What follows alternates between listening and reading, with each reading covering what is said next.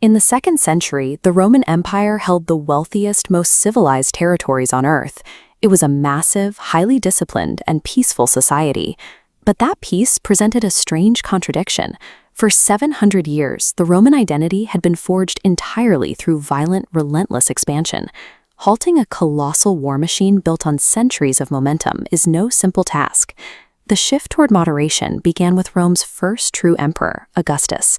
He recognized that constantly expanding its borders was a dangerous game. The empire had grown so vast that its sheer scale was becoming a liability. Marching legions thousands of miles into unfamiliar terrain meant that Rome now had much less to gain from remote wars and everything to lose. To ensure his successors understood this risk, Augustus left a written testament advising the Senate to confine the empire within nature's physical limits. He identified 4 permanent geographic bulwarks: the Atlantic Ocean west, the Rhine and Danube north, the Euphrates east, and Arabian Desert south. The emperors who immediately followed Augustus largely stuck to the plan. Some were distracted by the luxuries of Rome, while others realized that conquering the freezing forests of Germany or the scorching heat of Arabia simply wasn't worth the immense cost in Roman lives. By holding the line, the Roman state shifted its ultimate measure of success. A capable emperor was no longer judged by the fresh territory conquered, but by his ability to maintain the calculated borders already in place. There was exactly one major territorial addition during the entire 1st century: the conquest of Britain. Invading Britain might seem like a violation of the Augustan doctrine, but the Romans viewed the island as a distinct, insulated world. Because it was physically detached from the mainland, subjugating it wouldn't disrupt the delicate geopolitical balance in Europe.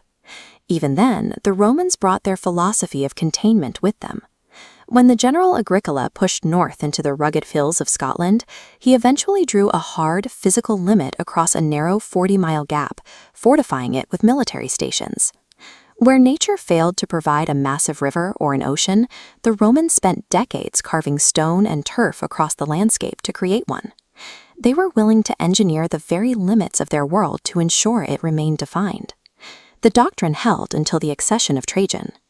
Trajan was a brilliant general, but driven by a deep admiration for Alexander the Great, he revived that old Roman thirst for military glory. He pushed past the northern boundary, crossing the massive Danube River to wage a punishing 5-year war against the fiercely independent Dacian tribes. Trajan didn't stop there. He launched an expedition into the east, sweeping past the Euphrates. He descended the Tigris River, pushed through the mountains of Armenia, and became the first Roman general to sail a fleet into the Persian Gulf. None of these campaigns were born from strategic necessity. Trajan traded the security of natural defensive lines for the immediate, ego-driven satisfaction of endless expansion. Back in Rome, the Senate was mesmerized. Every day brought astonishing reports of new nations and distant kings offering up their crowns to the emperor. Rome had reached its absolute territorial peak. Look at the map and you can see the vulnerability of this peak.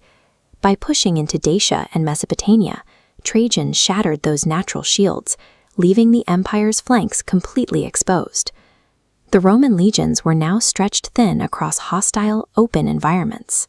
They were forced to police vast territories filled with populations completely unfamiliar with Roman authority, making them nearly impossible to govern. The historian Edward Gibbon notes that this massive success was an illusion. Almost immediately after Trajan died, these newly conquered, distant provinces prepared to throw off the yoke and rebel. Trajan's ambitions had permanently compromised the very geographic limits that had kept the core of the empire wealthy and safe for generations. Longevity for a massive state isn't found in a list of conquests, but in the discipline of knowing where to stop. By trading a sustainable, natural defensive line for a moment of personal glory, Trajan left his successors a border that was structurally impossible to hold. This stone boundary marker bears an ancient Latin inscription. To the Romans, borders were sacred lines that could only move outward. According to myth, the boundary god, Terminus, was the single deity who refused to yield his ground to Jupiter himself. The augurs took this as a divine guarantee. Roman borders would never recede. For centuries, the survival of the state demanded constant offensive warfare. The Roman Empire chewed through new territories, finally reaching its absolute maximum physical limit under the aggressive campaigns of Emperor Trajan. Then his successor reversed that entire ideology. Emperor Hadrian surrendered all of Trajan's eastern conquests. He pulled the garrisons back and firmly established the Euphrates River as a fixed, permanent frontier. Hadrian spent his life marching across the provinces to inspect these new defensive lines. By contrast, the next emperor, Antoninus Pius, spent his entire 23-year reign entirely within Italy, mostly resting at a villa near Rome. In the ancient world, halting your expansion usually signaled a fatal weakness. Yet these emperors maintained 43 consecutive years of universal peace. They even turned away foreign ambassadors who begged to be absorbed as Roman subjects. A stagnant empire managed to project invincible strength.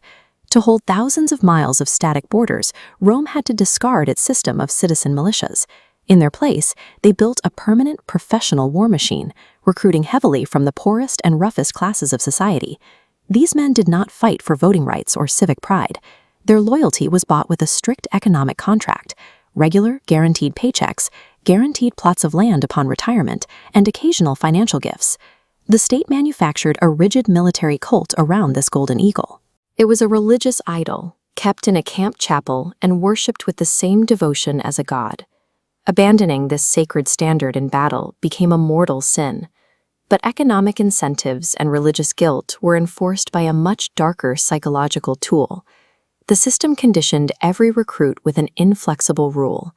A good Roman soldier must dread the violent, lethal punishments of his own commanding officers far more than any weapon held by the enemy. The peace of the Antonine era relied completely on stripping away natural patriotism. Rome replaced it with a highly engineered system of financial greed, religious zealotry, and absolute institutionalized terror. The Romans understood that raw courage was useless without mechanical repetition. Their very word for an army, exercitus, translates literally to exercise. Every single soldier, from fresh recruits to gray-haired veterans, underwent unrelenting daily physical conditioning. They built large winter sheds so that intense drills could continue without interruption, even through the most brutal storms.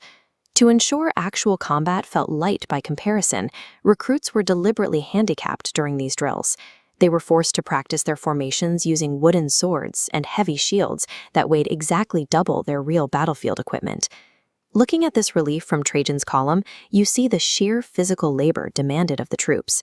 A contemporary historian who fought against them noted that the only difference between a Roman training drill and an actual battlefield was the absence of spilled blood.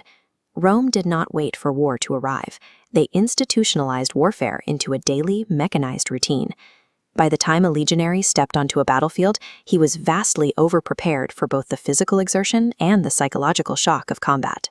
When it came to equipping the 6,100 men of an imperial legion, the hardware was entirely optimized for this disciplined aggression. These are Roman pila. The pilum was a dense, heavy javelin with an 18-inch iron point. A legionary launched it from 10 paces away, strictly to puncture enemy shields and break an incoming charge before hand-to-hand combat even started. Once the shields were shattered, the legionary drew a short, double-edged Spanish sword. Training dictated that soldiers must always thrust, never slash. Thrusting kept their own bodies protected behind their large bucklers while inflicting fatal puncture wounds. This individual combat style required a specific tactical setup, the open order formation. Unlike tightly packed barbarian mobs, Roman lines maintained an exact, rigid distance of 3 feet between every single soldier. This spacing gave them a lethal advantage over older formations, like the dense Greek phalanx. A 3-foot gap allowed a soldier the physical room needed to wield his weapons effectively. Crucially, it created lanes. When the front rank grew exhausted, fresh fighters could seamlessly rotate forward through the intervals. This heavy wooden frame and tension coil belongs to a Roman ballista. It was part of a dedicated artillery train that operated alongside integrated cavalry squadrons and regionally adapted auxiliary troops, covering the heavy infantry's blind spots. An imperial legion functioned as a highly modular, technologically advanced platform.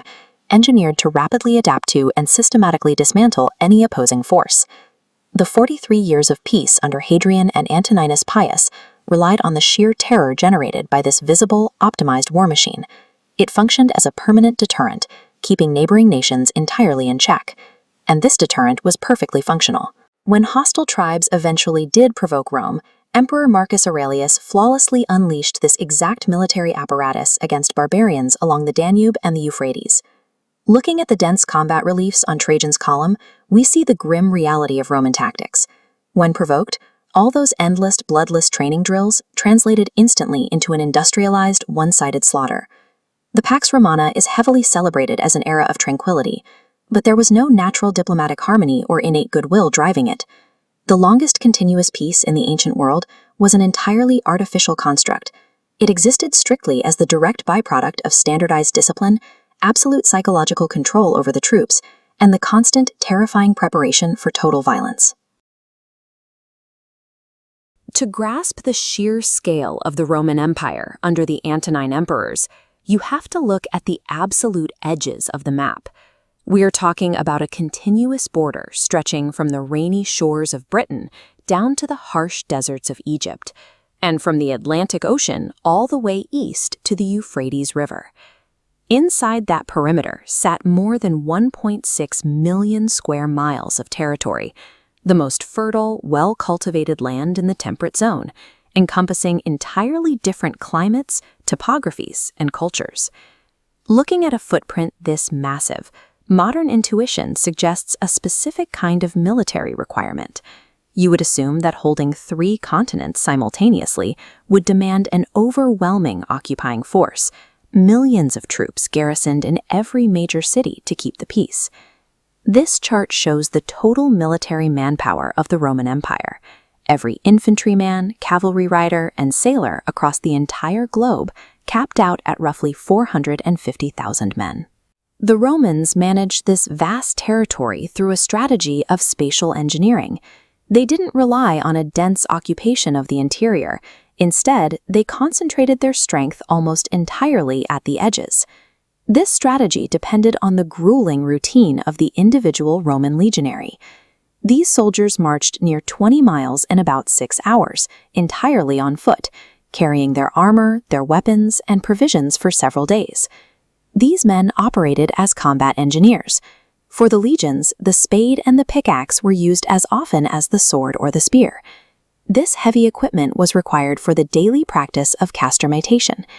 Every single time the army stopped for the day, the soldiers had to build a fortified city from scratch. There was zero guesswork involved. The blueprint mandated a highly engineered 700-yard exact quadrangle designed to house 20,000 men.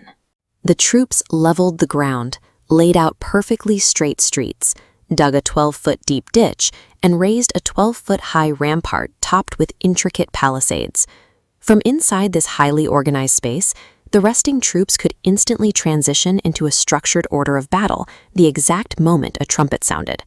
The backbone of the empire's defense relied on this daily, exhausting habit of mechanical diligence and rapid construction. In Roman military thought, the walls of internal fortified cities were viewed as the refuge of the weak. This mindset led them to abandon the interior almost entirely, choosing instead to push their permanent stations out to the absolute edges of the map. Looking at the map, we track the deployment of Rome's 30 standing legions, comprising about 375,000 men, permanently encamped along the barbarian frontiers. The primary European defense line sat along 2 massive river systems, with 16 legions densely clustered on the Rhine and Danube. These soldiers were stationed against a turbulent physical boundary. The river served as a natural geographic dividing line between civilized Roman territory and the vast wilderness of the north. On the opposite side of the world, the eastern defense mirrored the strategy. 8 legions held the line along the Euphrates River, guarding the provinces of Syria and Cappadocia. Because the outer shell was so heavily fortified, the interior was left virtually unguarded. Massive, wealthy provinces spanning millions of citizens, like Spain, Africa, and Egypt, required only a single legion each to maintain domestic tranquility. The Mediterranean Sea itself was secured by the navy. Two main fleets of light, fast Liburnian frigates stationed in Italy were enough to clear out piracy and turn the entire Mediterranean into a safe internal lake for commercial shipping. By pushing their military violence and engineering capability to the extreme edges of the map, Rome successfully created a hollow yet perfectly secure center. For the millions of citizens living inside that perimeter, the result was a profound, enduring peace. They were insulated from the gritty border wars, free to build massive infrastructure and entertainment venues, like this grand amphitheater on the Spanish coast. This level of casification allowed for deep economic and cultural integration. You could travel from the busy trading ports of North Africa all the way to this massive public theater in the middle of Gaul without ever seeing an active battlefield. This extreme security produced a distinct psychological side effect. The ancients became so accustomed to their internal peace that they began to despise, or simply forget, the independent nations living beyond the rivers. Over time, Roman citizens and their historians suffered from an egocentric worldview. They began to confuse the borders of the Roman monarchy with the physical borders of the earth itself. The stability of the era depended on the daily physical output of 450,000 men doing brutal labor in the mud. The brilliance of the Roman strategy lay in drawing a 3,000-mile line and maintaining the relentless discipline to stand on it for centuries.